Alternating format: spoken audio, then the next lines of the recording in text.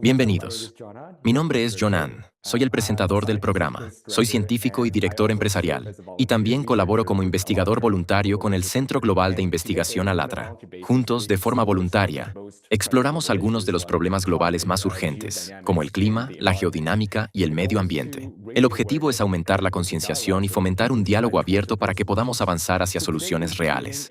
Hoy iniciamos una serie de conversaciones centradas en uno de los desafíos ambientales y de salud pública menos visibles, pero quizá más omnipresentes, a los que nos enfrentamos. Hablamos de los micro y nanoplásticos. Estas diminutas partículas ya se encuentran prácticamente en todas partes del planeta, desde la cima del monte Everest hasta las profundidades de la fosa de las Marianas, e incluso en las regiones más remotas, como la Antártida y los bosques de los Pirineos. Y, como era de esperar, estas partículas plásticas ya están presentes en nuestros propios cuerpos. Entran a través de los alimentos que comemos, el agua que bebemos e incluso el aire que respiramos. Esto plantea algunas preguntas fundamentales. ¿Qué ocurre cuando estas partículas entran en nuestro cuerpo? ¿Cómo interactúan con las células y los orgánulos? ¿Qué entendemos actualmente sobre sus posibles consecuencias para la salud humana?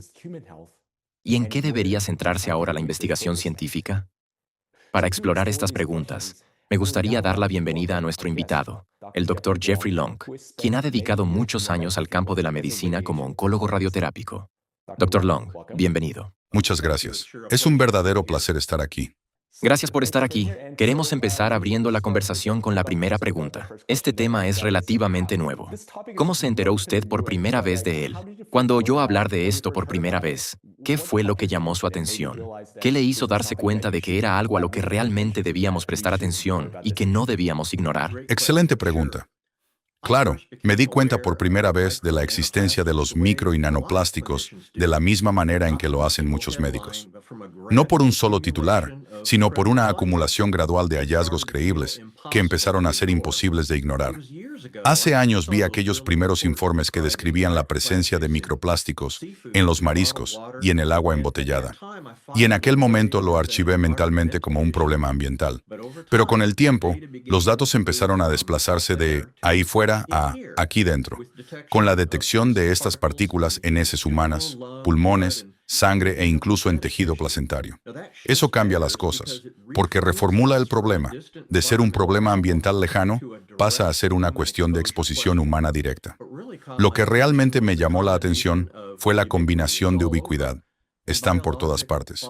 Y plausibilidad biológica. El plástico no es simplemente inerte. Muchos productos plásticos contienen aditivos, plastificantes, estabilizantes, retardantes de llama, pigmentos, etc.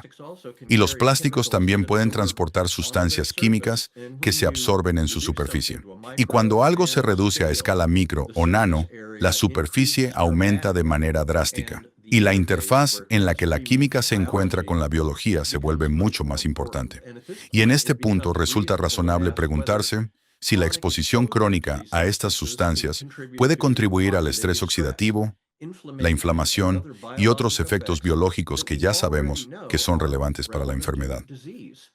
Supongo que, para responder directamente a su pregunta, el punto de inflexión para mí fue darme cuenta de que se trata de una exposición a escala global. Afecta a todas las personas, independientemente de dónde vivan, de lo que coman o de cuál sea su ocupación. Como médico, cuando uno ve una exposición que es generalizada, crónica y potencialmente activa y dañina, desde el punto de vista biológico, surge la misma pregunta que nos hacemos una y otra vez en medicina.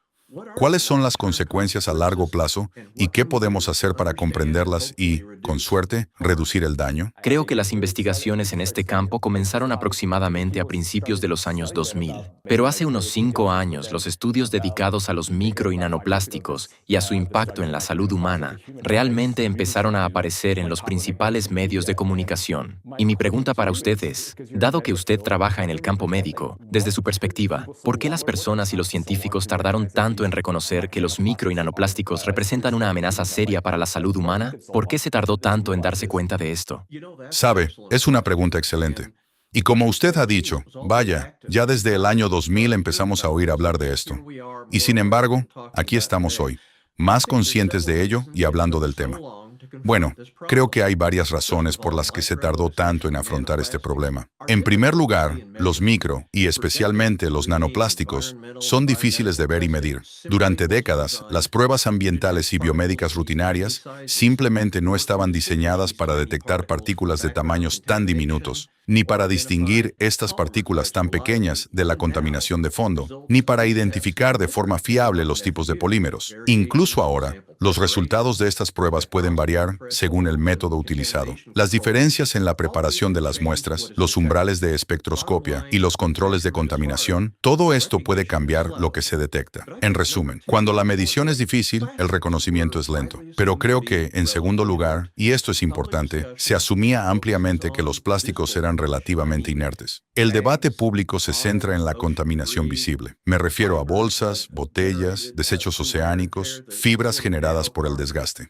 Las nanopartículas, en realidad, iban muy por detrás en la conversación sanitaria, porque realmente no podíamos verlas con tanta claridad como otros tipos de contaminación evidente. Por eso no resultaba inmediatamente obvio. Así que sí, tardamos en darnos cuenta de esto. Pero creo que, en tercer lugar, la ciencia ha estado compartimentada, por así decirlo. Los científicos ambientales, los químicos analíticos, los toxicólogos, los médicos y los epidemiólogos, cada una de estas áreas de interés académico tenía distintas partes del rompecabezas. Realmente se necesita tiempo y financiación sostenida para construir los puentes necesarios que permitan conectar estas mediciones ambientales con la exposición humana, y luego con la distribución en los tejidos, y después con los efectos biológicos. Y finalmente, lo más importante, con los resultados clínicos. Pero por último, establecer la causalidad es difícil ahora. Muchas de las enfermedades que nos preocupan, las enfermedades cardiovasculares, la neurodegeneración, la alteración endocrina y, por supuesto, el riesgo de cáncer, son todas multifactoriales. Y cuando existe una causa de estas enfermedades, estas se desarrollan y se manifiestan a lo largo de muchos años. Así que demostrar que una exposición ubicua contribuye de manera significativa requiere estudios amplios y rigurosos. Gracias a Dios, este campo ahora se está acelerando porque los métodos de detección han mejorado y porque la primera oleada de hallazgos en humanos ha hecho que esta cuestión sea imposible de descartar. Bueno, pero lo interesante es que espero que esto fomente la investigación. Por ejemplo, me parece que el estudio más sencillo del mundo sería estudiar poblaciones donde existe una contaminación ambiental por nanoplásticos muy elevada, por así decirlo, y compararlas con poblaciones donde hay mucha menos exposición ambiental a nanoplásticos, y simplemente intentar obtener algunas correlaciones y ver si podemos, claro, eso sería solo correlación, pero intentar establecer esa difícil conexión entre correlación y causalidad. Así que, realmente, hacen falta muchos más estudios epidemiológicos, incluso estudios sencillos, que nos ayuden a orientar futuras investigaciones para determinar con precisión hasta qué punto deberíamos preocuparnos. Y, por supuesto, qué podemos hacer al respecto. Sí, me alegra que las cosas estén avanzando en la dirección correcta. Sin duda, es muy importante. Y, ¿sabe? Otra pregunta que tenía es que incluso yo mismo constantemente los confundo, de forma intencionada o no. Uso constantemente los términos microplásticos y nanoplásticos. A veces los uso juntos, a veces uso uno u otro. Entonces, desde su perspectiva, además del tamaño, me refiero a que los microplásticos son esencialmente aquellos que van desde una micra hasta 5 milímetros, y las nanopartículas son aquellas menores de una micra. ¿Cuáles son las diferencias clave entre ellos? Es decir, ¿por qué importa? ¿Qué importancia tiene biológicamente la diferencia de tamaño? ¿Uno es más peligroso que el otro? ¿Debería importarnos el tamaño? ¿Sabe? Es otra excelente pregunta. Yo también estaba confundido con la nomenclatura relacionada con el tamaño. Quiero subrayar que el tamaño no es solo un detalle técnico. Cambia la forma en que estas partículas se comportan en el cuerpo. Los microplásticos son partículas más grandes, cuyo tamaño, según se comenta habitualmente, va aproximadamente desde 1 micrómetro hasta 5 milímetros, y aún así pueden ser ingeridos o incluso inhalados.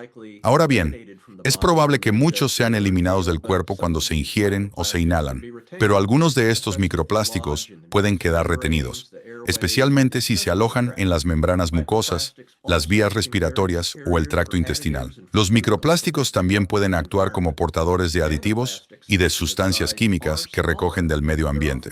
Los nanoplásticos, hablando de tamaño, son más pequeños.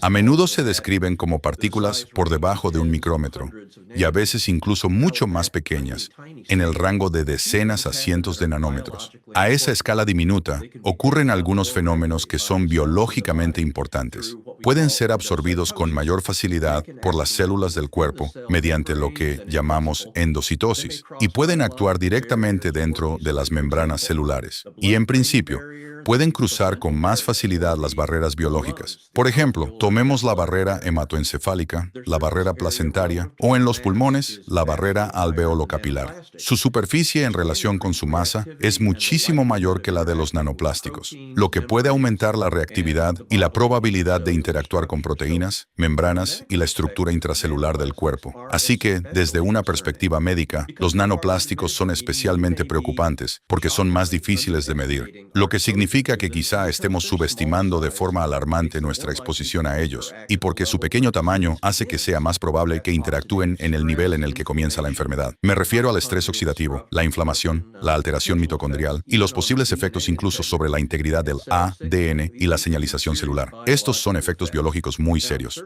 Ahora bien, por supuesto, los microplásticos también importan, pero los nanoplásticos, en mi opinión, elevan aún más el nivel de preocupación porque potencialmente acceden a compartimentos biológicos del cuerpo a los que las partículas más grandes no pueden acceder. Otra pregunta que tenía es que la gente habla de distintos métodos para eliminar estas micropartículas, las micro y nanopartículas, del cuerpo. Pero, en su opinión, ¿es posible eliminarlas? ¿Funcionan estos métodos? Me refiero a que algunas personas dicen que, sí, limpiando la sangre mediante cierta dieta o sometiéndose a ciertos procedimientos, se pueden eliminar del cuerpo. ¿Pero realmente es eficaz? Porque, obviamente, los micro y nanoplásticos son nocivos para el cuerpo. Queremos deshacernos de ellos. ¿Pero está esto bien estudiado en el campo médico? Es decir, ¿son eficaces estos métodos? Lo que hacen estos blogueros, lo que comentan, ¿es eficaz en su opinión? El panorama general aquí son los factores ambientales que contribuyen al riesgo de cáncer. En oncología, mi especialidad médica, estamos familiarizados con la idea de que el cáncer a menudo surge de una combinación de susceptibilidad genética y exposiciones acumuladas a lo largo del tiempo. Algunas exposiciones en el medio ambiente son evidentes. Me refiero al tabaco, al humo y, desde luego, a ciertas sustancias químicas ambientales y a la radiación ionizante. Pero otras son más sutiles y actúan a través de vías conocidas, como la inflamación crónica, el estrés oxidativo, la alteración endocrina, la desregulación inmunitaria y la interferencia con la reparación celular normal. Ahora bien, los micro y nanoplásticos son preocupantes porque interactúan con varias de esas vías mediante mecanismos muy plausibles. Estas partículas en sí mismas pueden provocar una respuesta inflamatoria, especialmente cuando se inhalan o cuando interactúan con las células inmunitarias. La inflamación y el estrés oxidativo pueden aumentar la inestabilidad genómica y alterar la señalización celular. Además, los nanoplásticos pueden contener o transportar sustancias químicas disruptoras endocrinas u otros aditivos, y eso ciertamente puede influir en los tejidos sensibles a las hormonas o en la función inmunitaria. Otra observación que ha generado interés médico son los informes sobre partículas plásticas en tejidos humanos y, en algunos estudios, incluso dentro de muestras tumorales con cáncer. Quiero subrayar que la postura científica responsable aquí es ser cautelosos. Encontrar partículas en tumores cancerosos no demuestra que hayan causado el tumor. Los tumores son entornos biológicamente inusuales. Pueden tener una vasculatura permeable, sistemas linfáticos alterados y una alta actividad metabólica. Así que también es posible que estos cánceres acumulen preferentemente partículas circulantes, como las nanopartículas. La cuestión clave aquí es si la exposición a las nanopartículas de microplásticos aumenta de manera significativa los riesgos, y de ser así, a través de qué vías y en qué tejidos. Así que mi perspectiva como oncólogo es que la hipótesis de que los micro y nanoplásticos podrían contribuir al riesgo de cáncer es absolutamente plausible desde el punto de vista biológico. Pero realmente necesitamos pruebas más sólidas para cuantificar cuánto importan en relación con otras exposiciones y para identificar qué tejidos y vías se ven más afectados. Sí, creo que el cáncer es un tema bastante complejo, porque incluso sin los micro y nanoplásticos no terminamos de entenderlo del todo. Ya de por sí no comprendemos muy bien este problema, y además los micro y nanoplásticos añaden una complejidad adicional. Entonces, los investigadores encuentran: por cierto, hemos descubierto que hay más micro y nanoplásticos en los tumores, o en las placas, o en casos de aterosclerosis. Sí.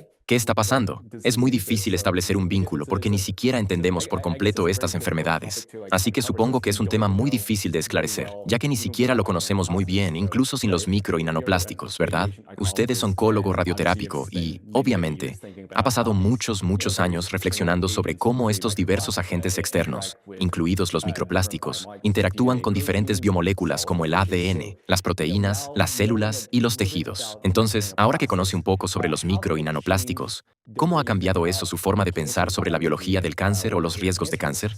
Sí, sabe, de nuevo, son preguntas excelentes. Como médico de oncología radioterápica que trata el cáncer todos los días, existen algunos mecanismos plausibles mediante los cuales los micro o nanoplásticos podrían influir en el tratamiento oncológico que administro de forma habitual. Pero quiero subrayar que la palabra clave aquí es plausibles, porque se trata de un área emergente y simplemente necesitamos más datos clínicos directos y de mejor calidad. Sin embargo, hay muchas posibilidades preocupantes. Por ejemplo, una posibilidad está relacionada con el microambiente tumoral del cáncer.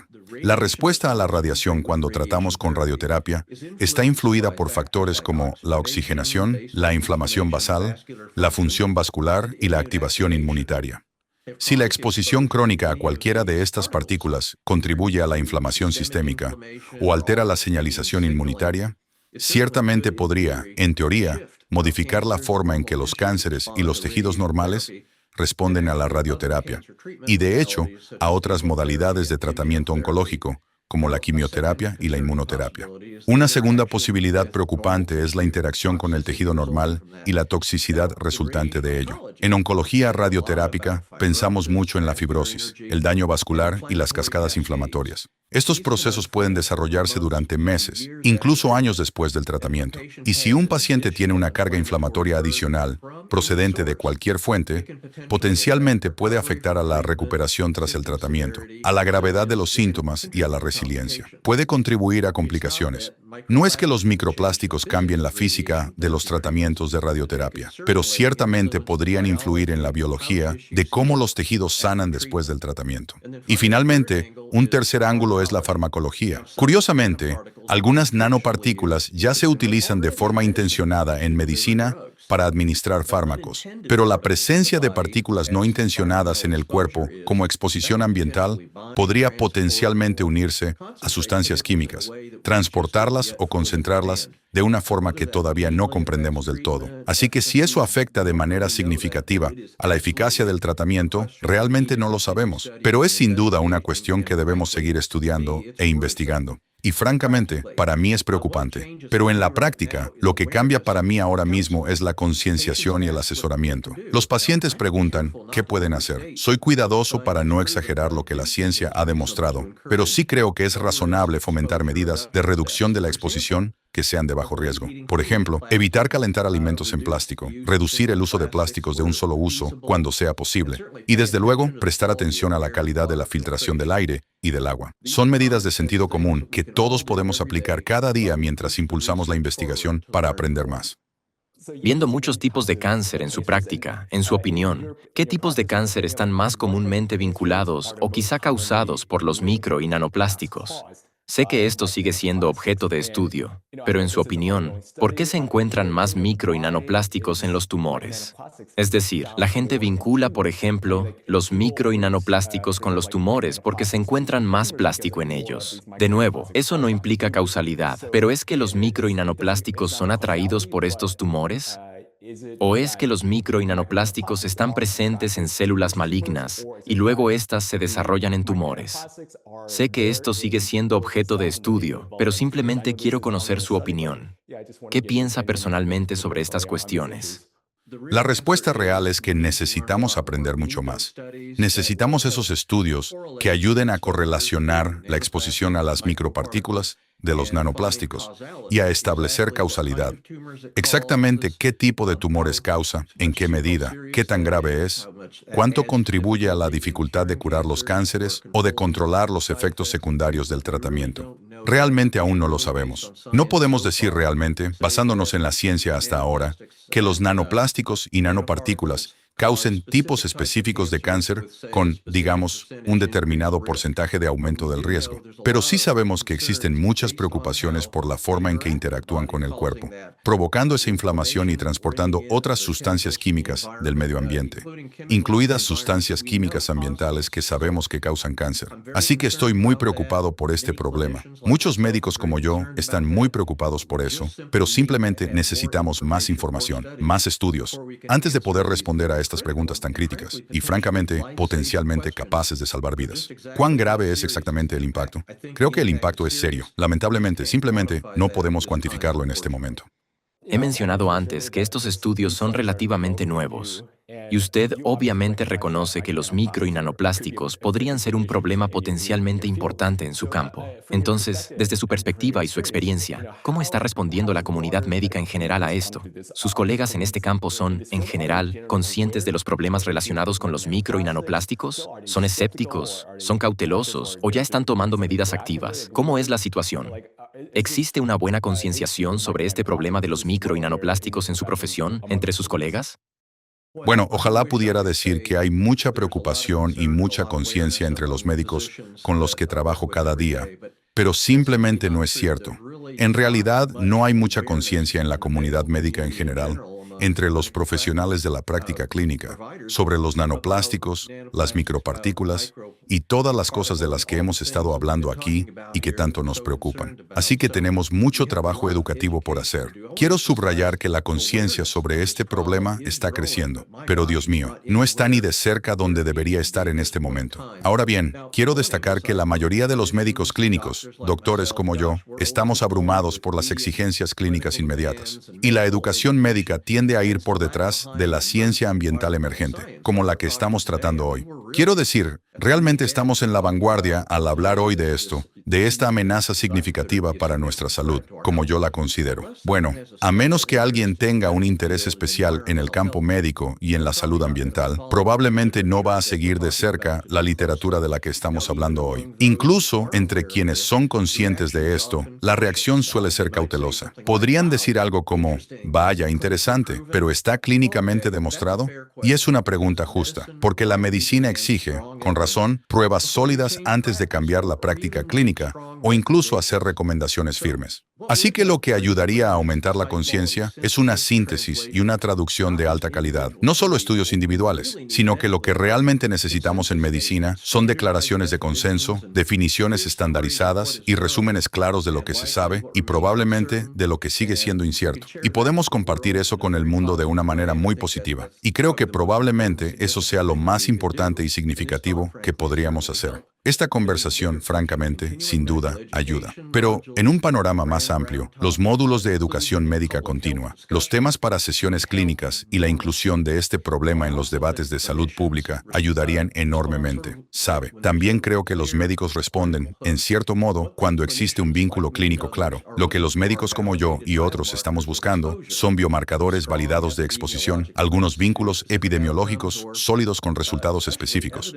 o especialmente, orientación basadas en evidencia sobre cómo mitigar eficazmente estos riesgos. A medida que esas piezas se desarrollen con el tiempo, puedo asegurarle que la implicación de la comunidad médica en esta importante cuestión va a aumentar, se va a acelerar. Así que, mientras tanto, yo lo formularía como una preocupación de salud pública absolutamente legítima, aunque emergente, que sin duda merece atención sin sensacionalismo. Sí, y una de las dificultades que usted ha mencionado es que existe un método analítico. Es decir, cuando la gente estudia los océanos, recoge muestras, por ejemplo, con redes de plancton equipadas con copos colectores. Quiero decir, tienen que utilizar un método determinado. Luego lo analizan y obtienen. Básicamente encuentran una distribución en la que hay una partícula grande aquí, una partícula más pequeña aquí, y va más o menos así, y luego desciende. Pero recientemente empezaron a usar métodos distintos y a estudiarlo con espectroscopia, de modo que pueden medir todos estos nanoplásticos. Y entonces, voilà, se ve que en realidad su cantidad aumenta exponencialmente a medida que las partículas se hacen cada vez más pequeñas, lo cual tiene mucho sentido. Y nos hemos perdido todo esto, por ejemplo, en los océanos. Sí, definitivamente, uno de los desafíos es el método analítico. Ni siquiera tenemos un buen método para medir estas partículas pequeñas. Quiero decir, y ni hablar de cómo obtener, cómo tomar muestras del cuerpo. Esa es otra cuestión. Así que sí, hay muchos desafíos. Gran parte de esto se reduce a la financiación. ¿Sabe? Eso es lo que impulsa la investigación. Conseguir una financiación bastante considerable que sería necesaria para obtener el equipo adecuado, calibrarlo y poder confiar en los resultados. Y simplemente no creo que haya suficientes personas interesadas en eso, o que estén buscando financiación, o quizá hay una falta de disponibilidad de fondos. Pero gran parte se reduce a eso. Como he dicho, solo espero que no descubramos dentro de 20 años que deberíamos haber pensado mucho más seriamente hoy en los nanoplásticos, en lugar de darnos cuenta más adelante, cuando descubramos que están causando problemas. Así que sí, es difícil. Espero que esto despierte el interés de algunos científicos para realizar el tipo de estudios que realmente harán avanzar el progreso en estas comprensiones críticas. Sí, gracias por participar en este podcast, porque una de las cosas que queremos hacer es aumentar la concienciación. Al aumentar la concienciación, podemos tener conversaciones, y eso puede empezar a mover las cosas en la dirección correcta, hacia soluciones. Así que, de nuevo, gracias por estar aquí, Dr. Long. Y cambiando un poco de tema, mirándolo desde una perspectiva empresarial, me imagino que los micro y nanoplásticos, dado que afectan a la salud de una forma sutil, pero sí afectan a la salud de todos, podrían estar aumentando el costo de la atención sanitaria. Es decir, ¿usted ve esto o no es tan evidente en este momento? ¿Cuál es su opinión al respecto? Usted acaba de plantear un punto excelente. Y creo que existe una preocupación muy razonable de que los micro y nanoplásticos podrían sin duda aumentar los costos de la atención sanitaria, aunque todavía estemos cuantificando exactamente de qué manera y en qué medida aumentarán esos costos. Ahora bien, el principal factor impulsor de esto es la posibilidad de que contribuyan de forma incremental a la carga de enfermedades crónicas. Si una exposición ubicua eleva el riesgo para la población de cosas como enfermedades cardiovasculares, trastornos metabólicos, inflamación respiratoria, defectos reproductivos, afecciones neuroinflamatorias o incluso, como hemos estado hablando, cáncer, entonces los costos sanitarios posteriores pueden ser enormes. Los sistemas de salud de todo el mundo ya están sometidos a presión por la gestión de enfermedades crónicas, y hasta un pequeño aumento porcentual a nivel poblacional puede traducirse en un impacto económico enorme y muy importante. Ahora bien, al pensar en los costos sanitarios, también está el costo de la complejidad diagnóstica, cuando, como ocurre con tanta frecuencia, los pacientes presentan síntomas inespecíficos, fatiga, síndromes inflamatorios, empeoramiento del asma, problemas gastrointestinales inexplicables. Los médicos suelen realizar estudios extensos y costosos. Si las exposiciones ambientales forman parte de la red causal, pero no se pueden medir ni abordar fácilmente, podemos acabar tratando, años después, los efectos de estas exposiciones en lugar de actuar aguas arriba, ahora mismo, sobre las causas. Potencialmente exactamente aquello de lo que hemos estado hablando hoy, los nanoplásticos. Desde el punto de vista empresarial y del sistema, la prevención suele ser, con mucha diferencia, la mejor forma de controlar los costos. Si la mejora de las normas, los materiales más seguros, una mejor filtración y la reducción de la exposición pueden disminuir el riesgo de enfermedad a largo plazo, eso no solo representa una importante estrategia de ahorro de costos para la atención sanitaria, sino que también ayuda a proteger la salud. También ayuda a salvar vidas. Y será el enfoque más costo efectivo que podemos aplicar en este momento. Así que debo subrayar que todavía necesitamos que la ciencia defina dónde están los mayores riesgos y qué intervenciones, qué medidas podemos aplicar hoy serían las más eficaces. Sí, de nuevo por eso estamos grabando este podcast. Nos gustaría difundir esta información lo más ampliamente posible, porque queremos aumentar la concienciación, ya que ese es el primer paso hacia una solución. Y para terminar este episodio, quiero hacerle una última pregunta. Teniendo en cuenta lo que sabemos actualmente sobre los micro y nanoplásticos, y lo que todavía no sabemos, ¿qué le gustaría que ocurriera a continuación, tanto en la comunidad científica como en la sociedad en general? Oh, absolutamente. Eso es muy importante. Lo que más me gustaría ver a continuación es un esfuerzo enfocado y coordinado que nos lleve de la detección y la preocupación por estas partículas a la medición, la causalidad y, en última instancia, la mitigación, es decir, la reducción del riesgo. Para la comunidad científica, destacan algunas prioridades. Primero, necesitamos métodos estandarizados. Debe haber un acuerdo científico sobre las definiciones de escala micro frente a escala nano, protocolos de laboratorio validados y controles rigurosos de contaminación. Así, cuando obtengamos los resultados de estos estudios, podrán compararse entre diferentes investigaciones. En segundo lugar, necesitamos una evaluación de la exposición que sea clínicamente significativa. Medidas fiables de lo que realmente está entrando en el organismo de las personas a través de todo aquello con lo que nos encontramos en nuestra vida diaria. Aire, agua, dieta, productos de consumo. Necesitamos averiguar cómo se correlaciona eso con los biomarcadores en la sangre y los tejidos. Pero en tercer lugar, necesitamos trabajos mecanísticos que conecten la exposición con los efectos biológicos. ¿Qué está ocurriendo? Hay muchísimo que necesitamos saber a nivel de inflamación, estrés oxidativo, señalización inmunitaria, vías endocrinas y daño celular, junto con algo que realmente necesitamos de forma muy importante y crítica en este momento. Estudios longitudinales bien diseñados, en los que sigamos a las personas durante años. Y eso puede ayudar a abordar estas cuestiones críticas de causalidad y respuesta a la dosis de estas partículas. Pero para la sociedad en general, creo que necesitamos un enfoque equilibrado. Sin duda, debemos, desde hoy mismo, reducir el uso innecesario de plástico, mejorar la gestión de residuos y la filtración, e incentivar materiales y procesos de fabricación que no se fragmenten en estas partículas persistentes y biológicamente activas. El objetivo aquí no es entrar en pánico. El objetivo aquí es, desde hoy, reducir el riesgo basándonos en la evidencia, por así decirlo, y en el sentido común. Pero por último, sin duda necesitamos una mejor comunicación. Este podcast es extremadamente importante. El público merece absolutamente la claridad sobre lo que se sabe y lo que no se sabe. Así que si podemos seguir educando al público, tal como lo estamos haciendo ahora mismo, e impulsar la alineación de científicos, médicos, responsables políticos y una industria responsable en torno a datos transparentes y medidas prácticas, nosotros, usted, yo y todos los que ven este video, todos podemos lograr un progreso real. Este es exactamente el tipo de problema en el que una visión estratégica clara, un mensaje compartido y un apoyo sostenido pueden acelerar el camino desde la investigación hasta soluciones reales, muy positivas y que mejoren la vida. No se me ocurre, así de inmediato, un tema de investigación más difícil que este del que estamos hablando ahora, dado que he repetido varias veces lo ubicuo que es, lo extendido que está. Es decir, no se va a encontrar a un ser humano en la Tierra que no haya estado expuesto a los nanoplásticos. Así que será un verdadero desafío. Y sin embargo, es muy importante. Espero que no empecemos a ver mucho más cáncer, enfermedades cardiovasculares, un empeoramiento de las enfermedades crónicas,